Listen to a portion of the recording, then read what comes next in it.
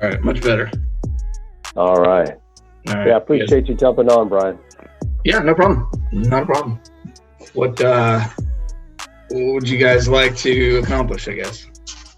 Yeah. Well, I wanted to, man, there's some exciting things there at Thomas James Homes, and I had a great conversation on the acquisition side for the actual home sites. But I wanted to get more familiar with the build your own home site program and how that process works, because I understand, and we come across a lot of clients that are obviously, they either own land or they're looking to buy land and build a custom home.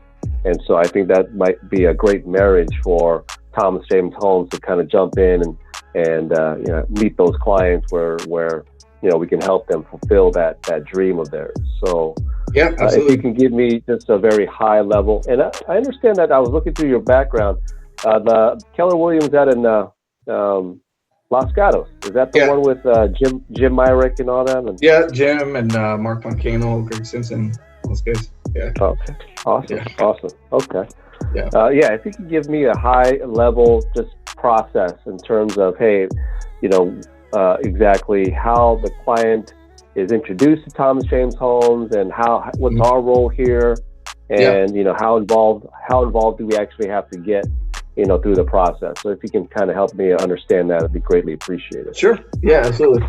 So just a little background on kind of how this program came to be. It was I think our CEO finally got to a point where realized that our build on our home site portion of the business is the competitive advantage. I think there in the marketplace is that we pay more than our competitors do for the dirt, because we have tighter margins on a per house basis, right? We look at more of a portfolio volume-based business, and so with that volume comes a lot of lower cost labor volume and purchasing materials, and so build on your home site conceptually was created to say, there's a dramatic need for people that love their neighborhood. The house is dysfunctional. Maybe they inherit the house. There's the different, and then there's the third category that you pointed out as a client who's just getting blown out on chasing,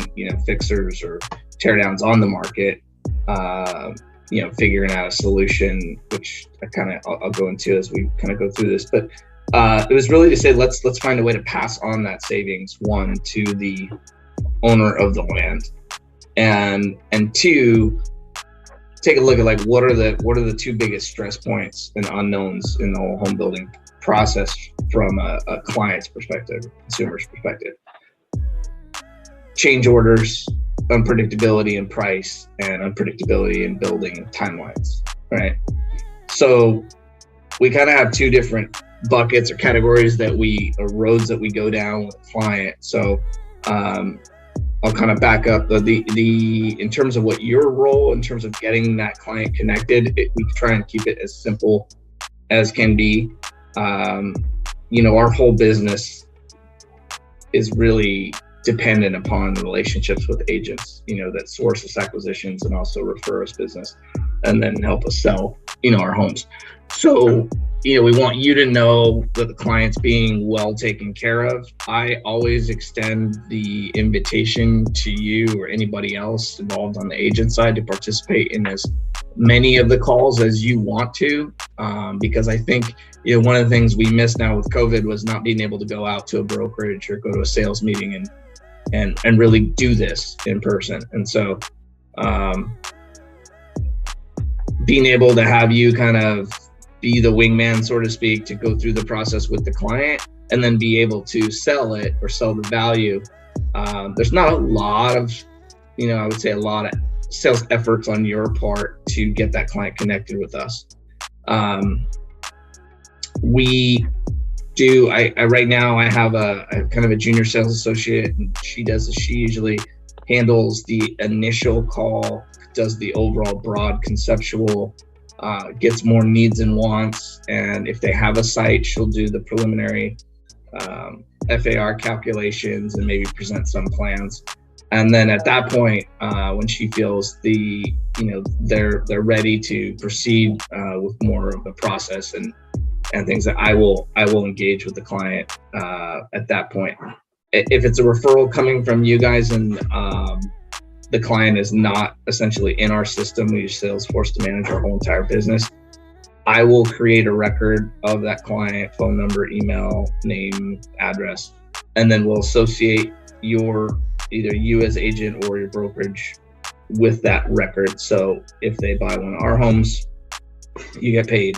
If they do build on your home site, you'll get paid. When we go into contract, we receive the deposit, that's when we'll pay out the referral fee. We increased that referral fee from $30,000 to $50,000 about 6 months ago.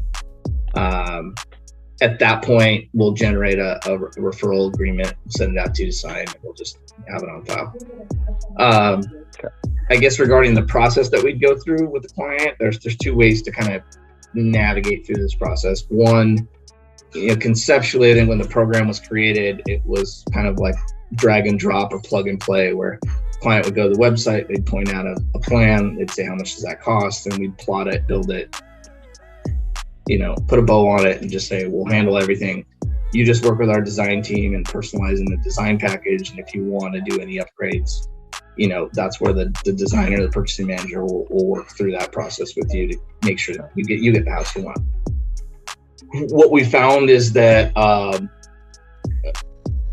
people are inclined to start there, but then they want to kind of do some modifications. So we've gone a little step further and saying, okay, well, how can we kind of create this semi-custom experience, but still deliver the fixed cost and fixed timeline?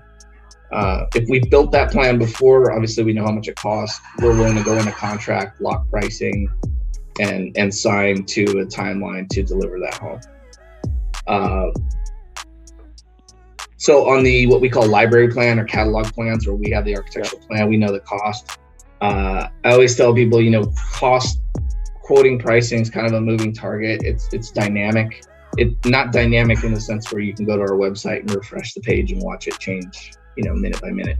But we do reevaluate our budgets based on lumber cost and other costs, and update our budgets accordingly. So when we will typically go into a contract where if I say the base price for this plan is X, and there needs to be a little accommodations in that process, then our process is to then take that to committee every week and say, client wants this plan, they want to do these modifications, we need to cost out these modifications. Typically when we cost out the modifications, we're doing that pretty much at cost. We're not looking to increase profitability when someone just wants to upgrade, modify things. So process kind of goes, if they have a site, we'll do an evaluation with depth analysis. We'll look at the FAR, the city they're in. We'll present them with some plan options, get a general idea of what their needs and wants are so we can narrow down those plans. And then based off, I always start with the floor plan first before we go into the exterior elevations, because there's more flexibility there. Identify the floor plan or a few floor plans. Give them referral to one or two of our lending partners so they can engage in that conversation. That's a very value-added element for us to be able to make that introduction. We have a few different lenders that offer, it's more of a consumer-based construction, a permanent convertible loan. One is more of a 30-year fixed rate. They underwrite based on the completed value of the home we're going to build. They fund the loan, they pay off their existing first, and then the remaining proceeds of that loan are impounded for construction draws. The other bank we're working with can offer lower rates. They don't offer a 30, they offer a 7-1 and a 10-1 arm, but they also offer a 24-month construction window. So essentially that 10-year term is actually a 12-year term. And they are in like the 2.5% rate on that product. They underwrite a little bit differently. They'll take 80% of land value and cost and compare it to completed value, and then they'll take the lower figure. So they can offer higher leverage on higher loan amounts. Their rates are a little bit lower.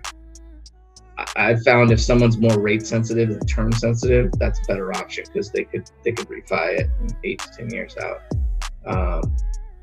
So we try and coordinate any rate lock timelines with our permitting timelines, and then we also have to coordinate the move out timelines, the scheduling of the utilities being severed, and then what we would call taking physical possession of the house. Right? So there's a lot of moving parts. We ask that the client be responsive when it comes to decision making, so that we don't experience any deviation from our contracted timeline to get things done. Depending on the city or the county or municipality, if there is design review, we're going to typically experience a little bit longer timeline on the permitting side.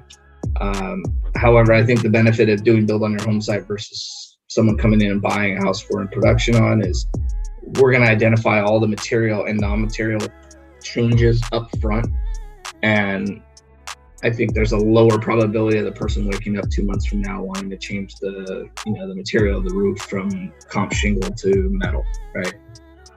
In a city like Menlo Park, that's a 3-month delay, literally, to get pulled out of the queue and resubmit. So we try our best to identify all those things up front, make the modifications, make all the changes. So when we submit the permit, we're tracking. We want to be more realistic in our timeframes with the permitting, because that's just an area of the process that we don't have full control over. When we pull that permit and we start construction, that's when we have full control over making up time or expediting, based on just the scalability of our volume and our trades in the field. In terms of pricing, that's always a challenge, because we try and publish pricing that's essentially like our baseline pricing, say for San Jose or Santa Clara County.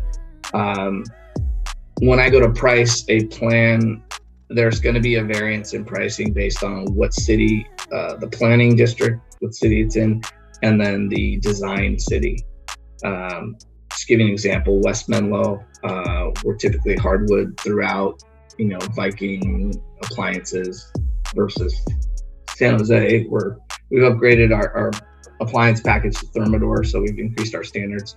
But like, for example, there'll be carpet maybe in the secondary bedrooms in the master spec, and then hardwood throughout. And if someone wants to make that change, we simply do a debit and credit adjustment to cost, and they just come in with the difference. Okay. It's a very comprehensive. What's included is everything that we handle from site work. So once we identify a plan and we identify pricing, we'll go into contract. The initial deposit's $100,000. That just gets debit against for site work and other costs. There's not a lot of depletion of that until we get to permit. So typically we'll launch the project, we'll receive the deposit. In case where there's a referral, we'll immediately pay that referral out. We'll launch the project with our land development team. They'll go ahead and order the arborist report, soils, geotechnical, civil engineering, and survey. It's about anywhere from like 8 to 12 grand.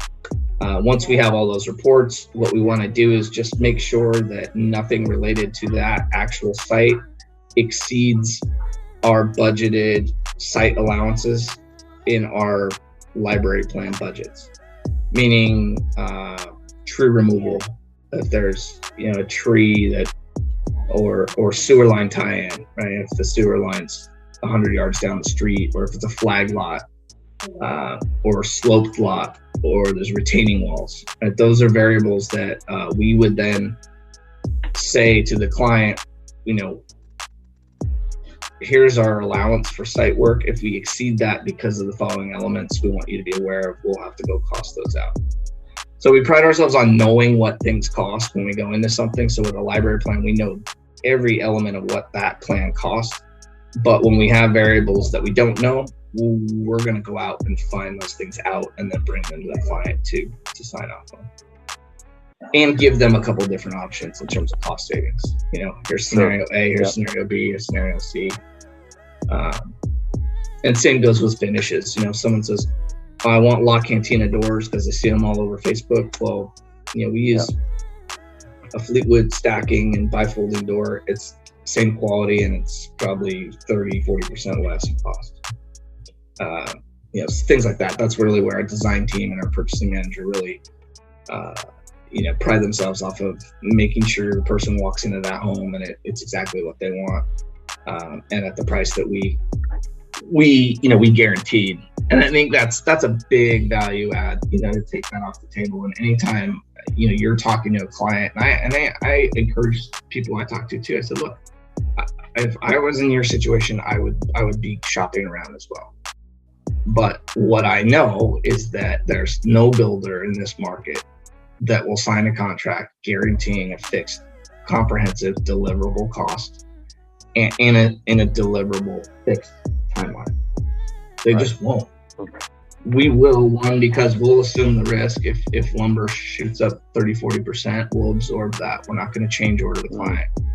On the timeline, you know, that's how we build. We can, you know, we allocate 12 months from permit to completion. And this was a post-COVID kind of modification, but we're completing homes in 9 to 10 months. You know, we just pulled a permit 2 months early in San Carlos for a build on your home site client. But, you know, when we went into it, we said, this is what we're going to allocate and expect.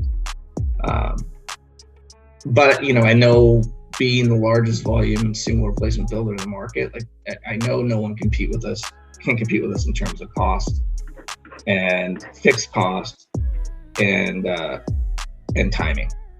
And so that's the value add in the library or in the catalog concept, is to, you know, provide that as value, remove that anxiety and stress from the client, and just allow them to enjoy the engagement with the designer assigned to their house, and making sure that that experience is, you know, is as close to custom as we can get, right? Sure. Yeah. The other avenue is more of a full-blown custom design. So if I find that we exhaust every library plan that we have, well, actually, let me back up. So if a client likes a library plan, but they want to make some tweaks and changes, right? So we're not dealing with an FAR limitation, so we can push the living room out, or, you know, go a little bit wider in the bedrooms or what have you.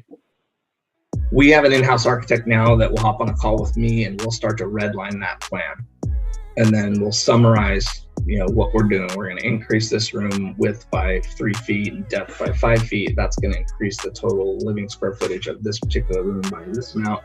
And then if say the master suite stacks above the living area, we're going to suggest mirroring that same expansion for cost above, so that architecturally they stack. So we redline it to get it to where they want it. And then every Wednesday I meet with our president. We'll cost out those modifications. We'll put it in a cost addendum worksheet. We will contract at the library plan price for that jurisdiction. However, the client already knows what those modifications are going to cost them. And then we create an addendum, which essentially says library price for this particular plan, identify the plan elevation is, and included in this is, we've gone to realizing that a lot of people want to personalize their landscaping. So instead of giving them what our spec landscaping package is, what we're doing is we are basically in the addendum disclosing what the landscaping allowance is, and saying, here's the allowance in the budget, allocate it how you see fit. If you don't use it all, you can push that to upgrades.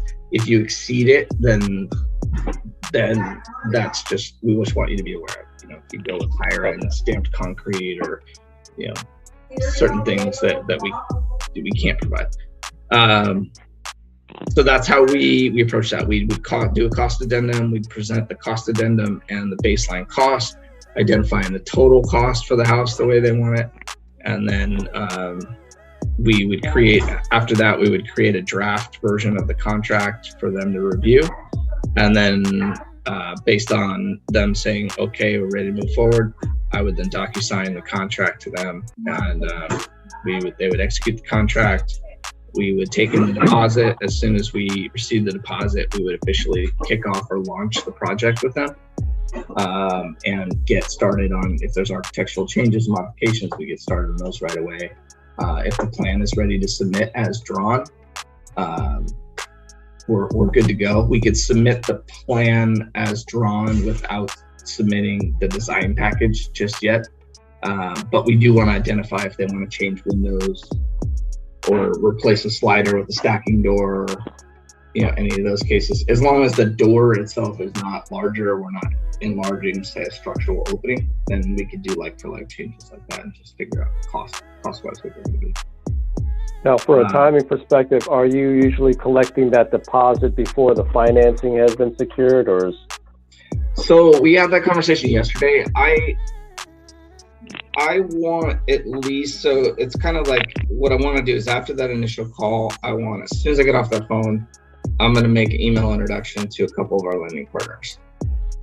All that I ask is that, if clients seriously interested in pursuing this, that they do engage in that call and they provide, income and asset verification information. So at least the lender can then send me an update and say, did initial call with so-and-so, quoted them this on a 30-year 10-1, income and expenses look like they'll qualify.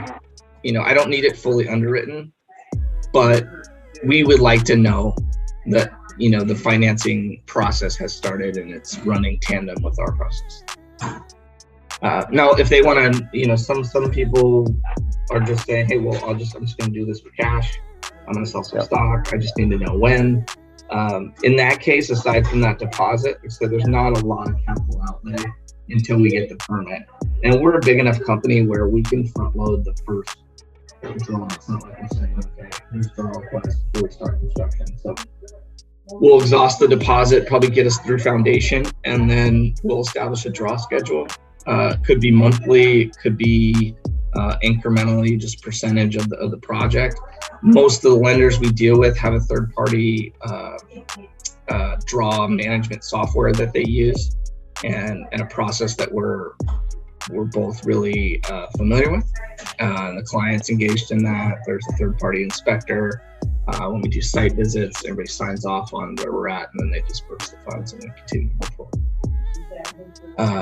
On the custom side, a couple differences are, we do a very extensive questionnaire in terms of what the client wants conceptually and what they want to see in terms of design. We will then execute what we call cost plus fixed fee contract. So what that allows us to do is design the home exactly how they want it. We do a few revision calls. We do an initial floor plan and just hand-drawn exterior sketch. And then once we get the sign off on that, we'll then have a CAD created, color renderings created. And then once the plan is okayed, then our internal team goes and builds the budget for that actual house. The benefit to that is we're open book. So when I say open book, the client's going to see our costs with no markups, line item by line item by line item by line item on everything, every aspect of the house. And then it'll show a line with our fixed fee, which is not variable. So if they spend more money on finishes, our fee doesn't go up. That process is a lot. There's a lot of effort, a lot of earned trust that goes into that process, because essentially I have resources internally working for zero for probably 4 to 6 months until we get that permit, right? Because until we get that permit, we're not drawing any of that fee, because that's on the construction side. But I will tell you, I'm doing 8 custom homes. There's still 6 custom homes right now, and nobody in any part of the process has said, it's too expensive, or it's coming in higher than I can afford, or I want to cancel. Our contract is at will, for whatever reason at any time.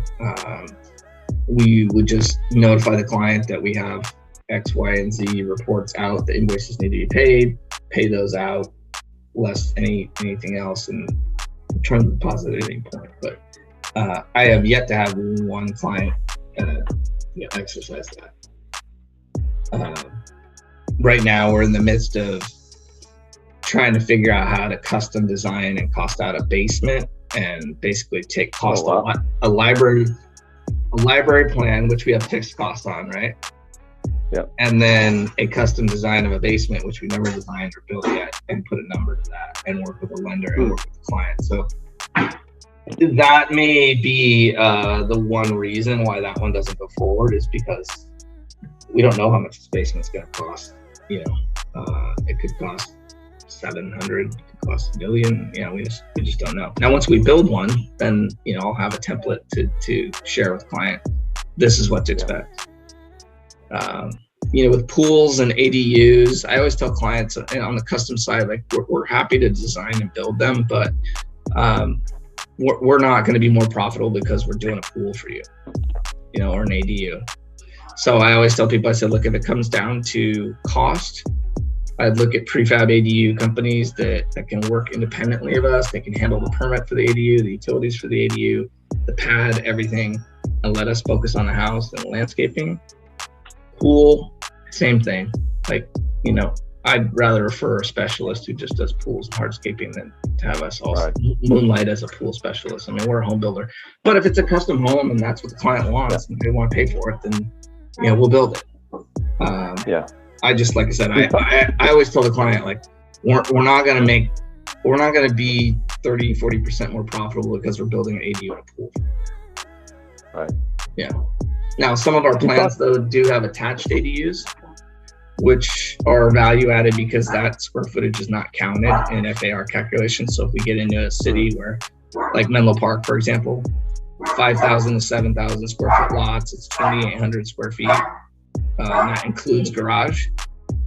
So when we're up against that, I then have like a junior ADU that's like 271 to 500 square feet that I don't have to count as livable square footage. I see. Huh. You talked about a deposit. Is that a set percentage, or is there a set amount, or it's 100? It's 100,000 is the default deposit. Yeah. Right. And I've made accommodations in terms of timing for that deposit, just because in a lot of cases someone's selling stock or transferring funds. We typically will establish that before I draft the contract, just so our team knows, because the trigger for our team to basically jump through hoops and go full bore into launching this project is me notifying them that we have executed contract, we're in receipt of deposit, because then I can launch my land development team to go ahead and schedule what they need to schedule and not worry about how it's going to get paid. Got it. Okay.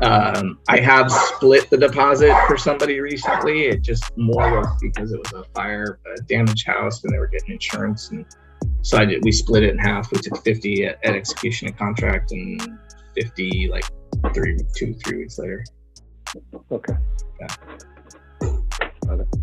Any type of marketing support that you guys have on your side, or can I use some of the renderings for any of my marketing here for social media ads, or without your logos? Is that possible?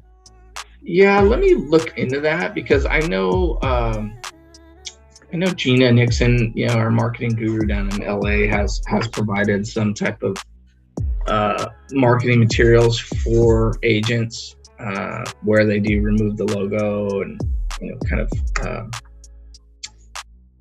And I also know we have a kind of a digital social media and email marketing campaign. Actually, let me see if I could show you. This was the one that dropped recently. Let me see if I.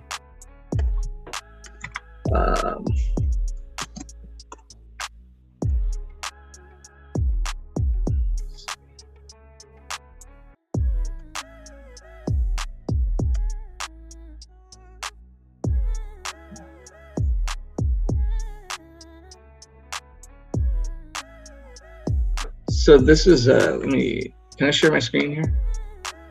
Yeah, let me make you host. All right. Yeah. Do I need to share screen here?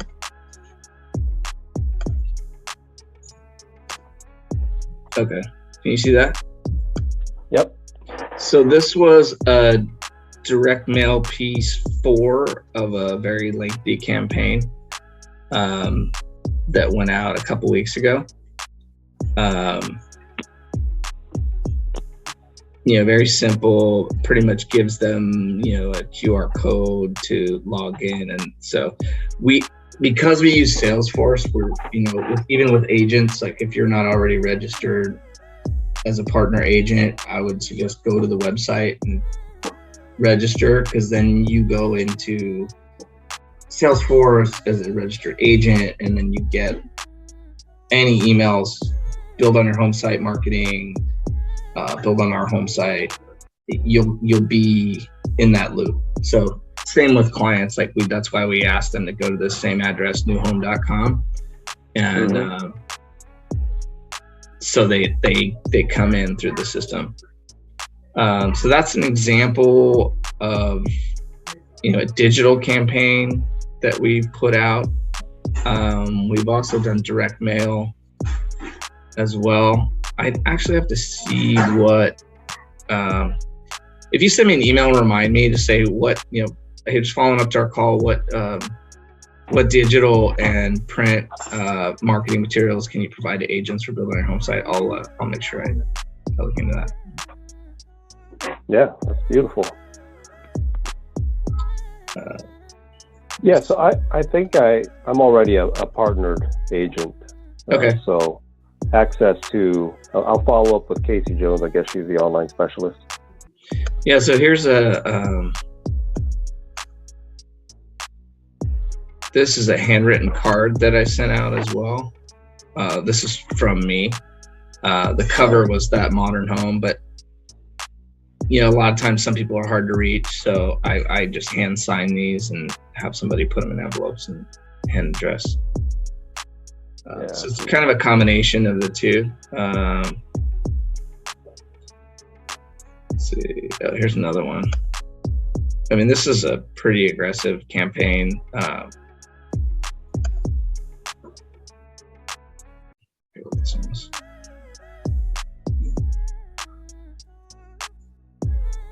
Yeah, so this subject matter, this is an agent. So this is an agent campaign.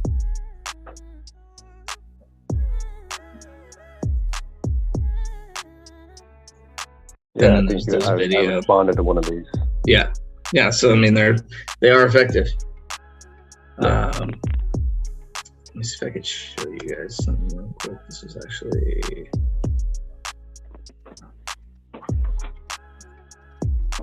Let's see. This is another direct mail.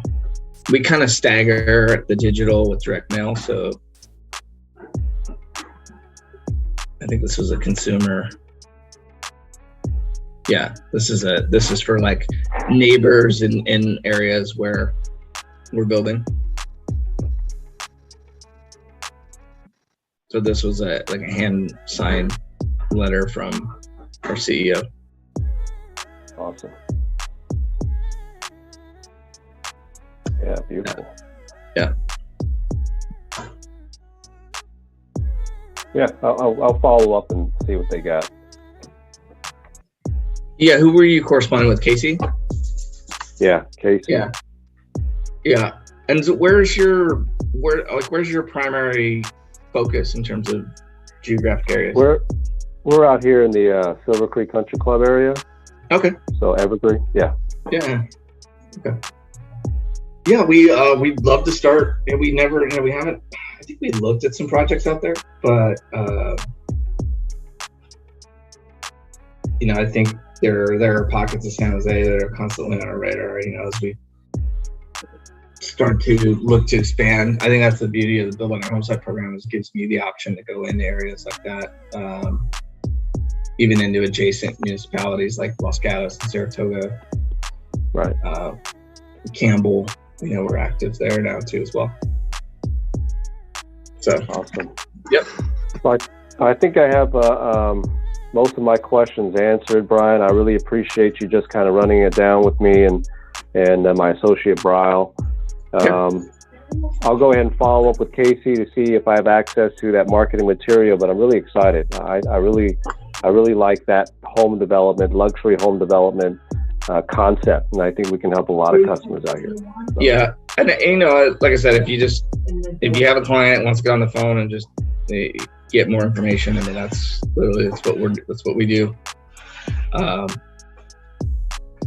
You know, we could set up, you know, home tour. I could bring a design package out. All I need to know from you guys is what is needed. Got it. Okay. Yeah, I'll make sure to get that to you. And once we have some potential clients and customers, I'll definitely reach out to you, Brian. Okay. All right. Well, it was nice meeting you guys. Thanks for reaching out. Yeah, let me know what we do for you. Absolutely, Brian. Okay. Have a great day. Yeah, talk to you soon. Bye-bye. Okay.